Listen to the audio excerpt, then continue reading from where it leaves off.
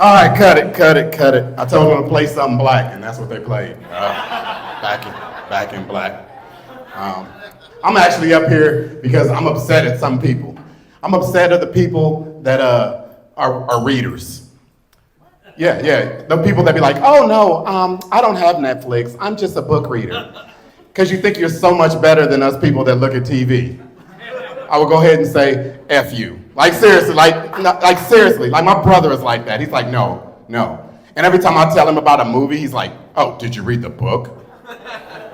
The book was so much better.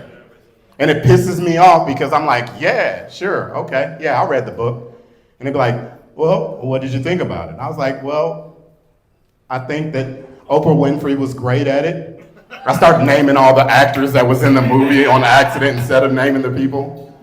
No, I'm serious. I just hate those because I think they're so much better. And I'm telling you, there's so many things that we learn watching TV. You don't believe me? Single people, make some noise. All right. I will tell you, if you are single in 2024, you're lazy. No, there's way too many shows you could be on. 90 Day Fiance, Love at First Sight, Love Under the Spectrum. I don't know what you're into. Like seriously, there's so many things that you could be on. And the reason why I say that is because of this. I watch all 13 seasons of My 600-Pound Life. And everybody on that show has somebody. Like seriously, to take them to that fat doctor, you know, the doctor to be like, hello! They got somebody. They got that white van. They were like, come on, Margaret. And she's like, I know I'm going to hell, but I want to show y'all what I did. It was like, seriously, that show right there is awesome. If you are ever feeling depressed, I know depression is real. Don't off yourself. Just go to season 7, episode 5. 4 minutes and 37 seconds in.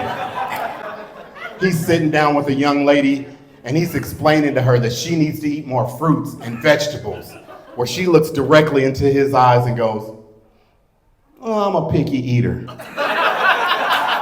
Where he looks at her and goes, oh, no, bitch. You are 750 pounds. You're not picky about anything.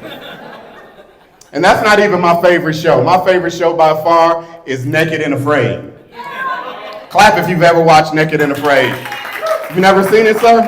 Let me tell you a little bit about that. First of all, they get the smartest being on the planet, a woman. Seriously, women are the smartest beings on the planet. They get them, but you guys are way too aggressive. Like on this show, every woman is trying to win, and there's no winner.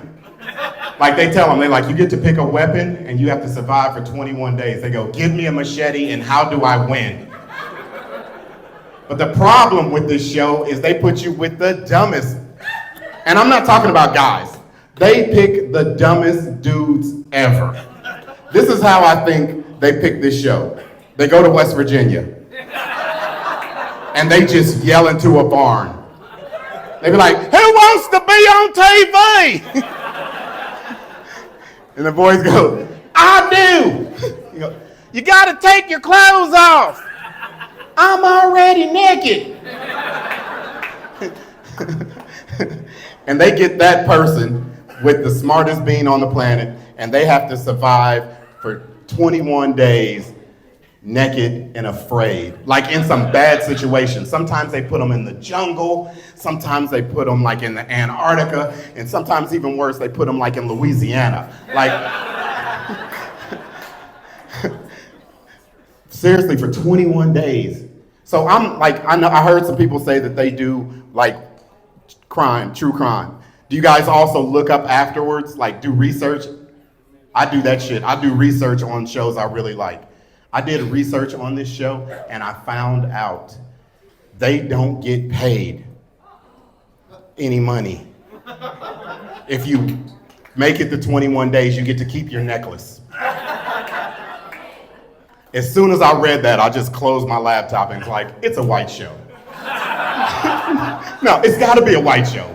That, and there's only been one black dude on it, and he lasted to the first commercial break. He did. He lasted the first commercial break. He got out the van butt naked, got bit by a mosquito, and was like, I didn't know there was bugs, and left.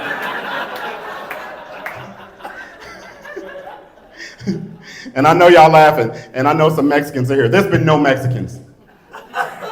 Mexicans would mess this show up because you're too resourceful. You are by far the most resourceful people on the planet. And they wouldn't pick, sir, are you Mexican? What's your name, sir? Jose. Jose? No, they ain't picking no Jose. They picking a Hector. They'd be like, Hector, what weapon do you want? Hector's gonna be like, just give me a hammer. And they're gonna give him a hammer with no nails, and he's instantly gonna go to work. He's gonna be like, okay. Come on, I built a porch. You'll be like, what? We didn't even give you any nails.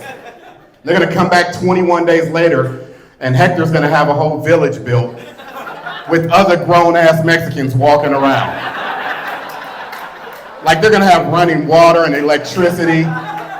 The producers are gonna be like, what the hell are we gonna do? They're like, we're just gonna leave them. And hopefully they'll disperse. I'm like, they're not dispersing. They have a quinceañera on Tuesday. So they're like, for real, what are we gonna do? They're like, no, we're not gonna do anything. We're just gonna leave them there. And that's actually how Garland was built. That's my time. Thank you so much for laughing.